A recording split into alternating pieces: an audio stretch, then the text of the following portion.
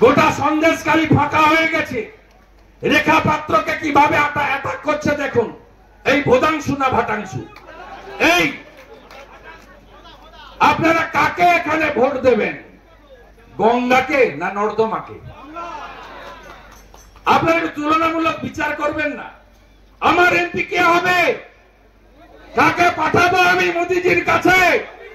সতীশ বাবুর চেয়ার, সুশীল ধারার চেয়ার, তাকে কাকে কাকে পাঠানো উচিত? কে যোগ্য? আর সিপিএম বলিহারি এমনি সবাই মুসলমান প্রার্থী দাঁড় করে, ইব্রাহিম আলী।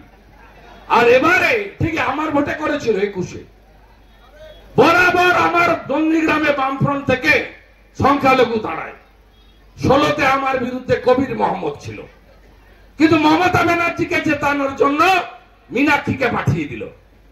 6200 জামানত জব্দ, বাই বাই, ঘর চলে গেছে।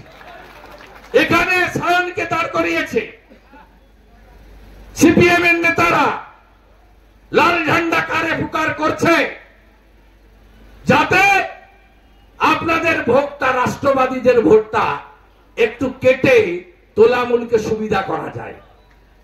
সাবধান থাকতে হবে। এই ভোটটা শুধু অভিজিৎ গাঙ্গুলিকে জেতানোর ভোট নয়, শুভেন্দু অধিকারীকে সমর্থন করার ভোট নয়। এই ভোটটা দেশের ভোট। কে কে চান ইউক্রেন হোক? চান নাকি? চান নাকি?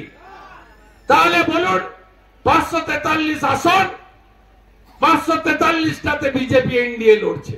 তৃণমূল কতগুলোই লড়ছে? 45টাতে। সিপিএম 20টাতে। এরা দিল্লিতে গিয়ে কি করবে?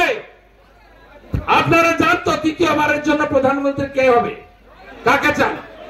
এটা প্রধানমন্ত্রী তৈরি করার ভোট। এইবার